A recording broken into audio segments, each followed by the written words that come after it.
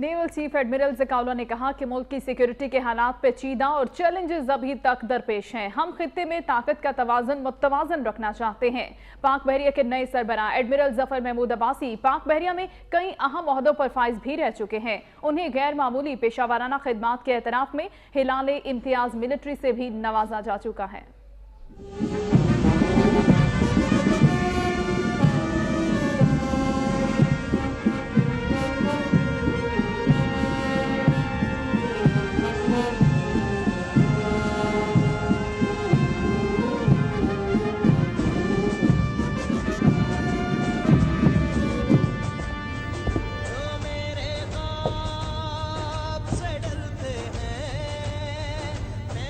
پاک بحریہ کی کمان تبدیلی کی تقریب سے خطاب کرتے ہوئے ایڈمرل زکاولا کا کہنا تھا کہ پاکستان آباء و اجداد کی کوششوں اور قربانیوں سے وجود میں آیا۔ آج ملک کی سیکیورٹی کے حالات پیچیدہ اور چیلنجز ابھی تک درپیش ہیں۔ ہر قسم کے چیلنجز سے نمٹنے کے لیے ہر لمحہ تیار رہنا ہے۔ ہم خطے میں طاقت کا توازن متوازن رکھنا چاہتے ہیں۔ حریف کے دن بدن بڑھتے ہوئے جنگی ساز و سامان کی دوڑ سے لا تعلق نہیں رہ سکتے، کیونکہ اس سے خطے میں توازن کے بگڑنے کا اندیشہ ہے۔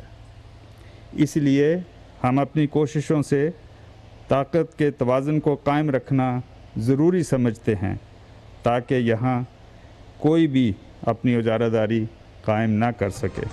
ایڈمرل زکاولا کا کہنا تھا کہ اپنے دفاع کی بھرپور صلاحیت رکھتے ہیں، عددی اعتبار سے حریف کے برابر نہیں، لیکن جب بھی ضرورت پڑی پاک بحریہ نے دشمن کے دانت کھٹے کر دیے۔ عددی اعتبار سے ہم دشمن کی برابری کے متحمل نہیں ہو سکتے، اسی لیے بہترین ٹریننگ اور آپریشنل ریڈینس میری اولین ترجیح رہی ہے، اور الحمدللہ جب بھی ضرورت پڑی پاک بحریہ کے مستعد و چاق و چوبند عناصر نے بر وقت اور مؤثر کارروائی کر کے دشمن کے ناپاک عزائم کو ناکام بنایا۔ ایڈمرل زکاولا کا کہنا تھا کہ سی پیک کی سیکیورٹی کے لیے بحریہ بھرپور کردار ادا کر رہی ہے۔ خطے میں سی پیک کے مثبت اثرات مرتب ہوں گے۔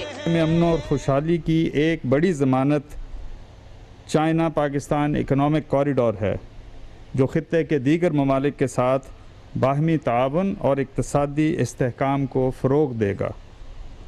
سی پیک سے پورے علاقے میں مثبت اثرات مرتب ہوں گے، جو کہ علاقائی سلامتی اور ترقی کے فروغ میں معاون ہوں گے۔